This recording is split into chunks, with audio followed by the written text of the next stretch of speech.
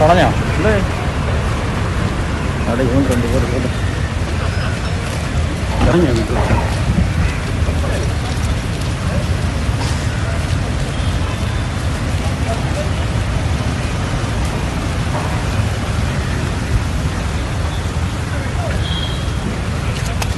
എന്താ സംഭവം?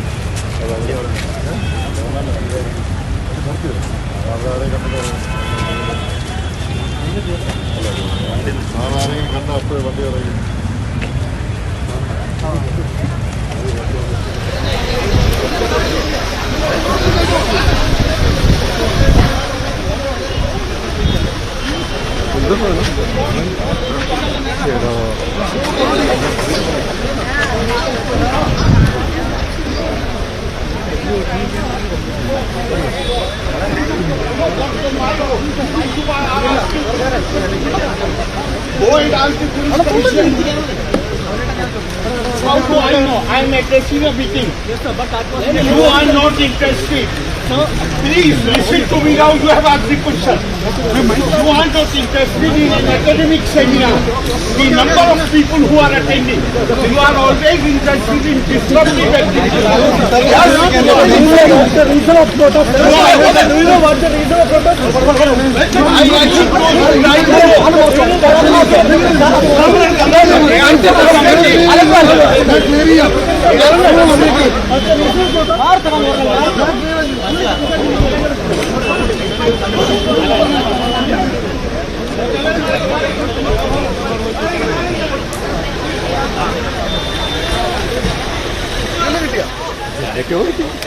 മൈക്കുണ്ടായിരുന്നോ? മൈക്കുണ്ട്.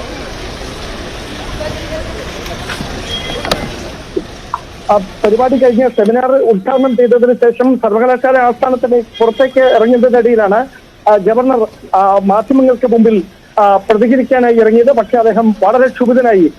എന്താ കാര്യമാണ് നിങ്ങൾക്ക് അറിയാനുള്ളതെന്ന് പ്രതിഷേധിക്കുന്നവരോടാണ് ചോദിക്കേണ്ടത്, ഞാനല്ല അതിന് ഉത്തരം പറയേണ്ടതെന്ന നിലപാടിൽ ക്ഷുഭിതനായി പുറത്തിറങ്ങി മാധ്യമങ്ങളോട് പ്രതികരിക്കുകയായിരുന്നു. അതിനുശേഷം അദ്ദേഹത്തിന്റെ വാഹന വ്യൂഹം ഇപ്പോൾ സർവകലാശാലയുടെ പുറത്തേക്ക് എത്തുകയാണ്. വലിയ സുരക്ഷാ സംവിധാനങ്ങൾക്ക് നടുവിൽ ഗവർണർ ആരിഫ് മുഹമ്മദ് ഖാന്റെ വാഹന വ്യൂഹം സർവകലാശാലയുടെ പ്രധാന കവാടം കടന്ന് ഇപ്പോൾ പുറത്തേക്ക് എത്തുന്നു.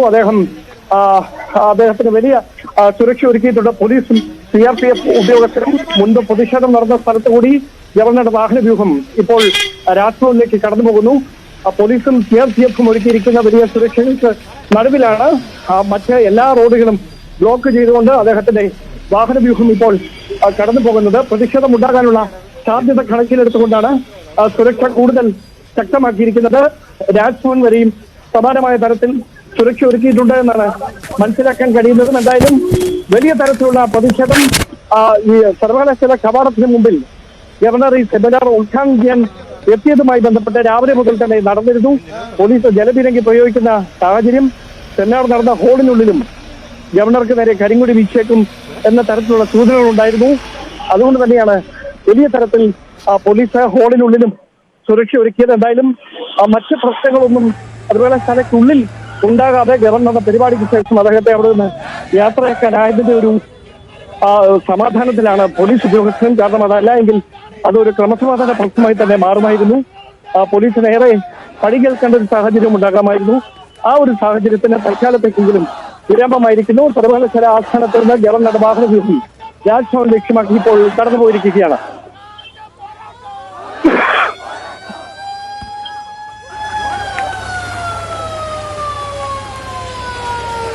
എന്തായാലും വലിയ തരത്തിൽ പോലീസിനെ അക്ഷരാർത്ഥത്തിൽ ആശങ്കയിലാക്കുന്ന തരത്തിൽ തന്നെയായിരുന്നു കാര്യങ്ങൾ.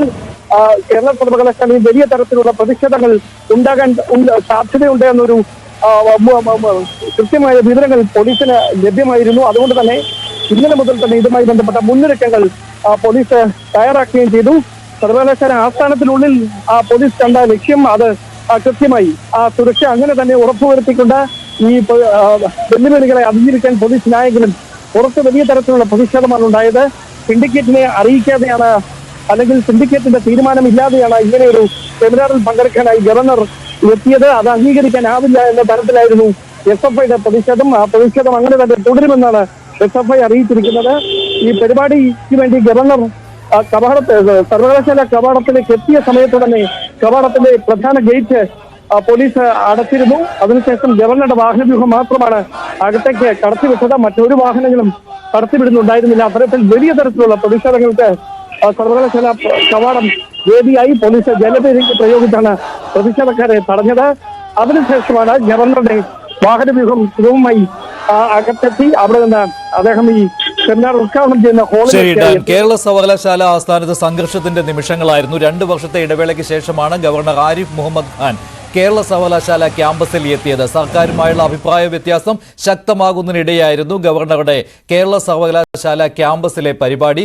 സംസ്കൃത വകുപ്പ് സംഘടിപ്പിച്ച സെമിനാറിൽ പങ്കെടുക്കുന്നതിന് വേണ്ടിയാണ് ഗവർണർ ആരിഫ് മുഹമ്മദ് ഖാൻ എത്തിയത്. ശക്തമായ പ്രതിഷേധമായിരുന്നു SFI രാവിലെ മുതൽ സംഘടിപ്പിച്ചത്. സെമിനാർ കഴിഞ്ഞ് തിരിച്ചു പോകുന്ന വഴിയാണ് ഗവർണർ വാഹനത്തിൽ നിന്ന് പുറത്തിറങ്ങുകയും ക്ഷുഭിതനാവുകയും ചെയ്തത്. അദ്ദേഹം രാജ്ഭവനിലേക്ക് മടങ്ങി സെമിനാറിൽ പങ്കെടുത്തതിന് ശേഷം.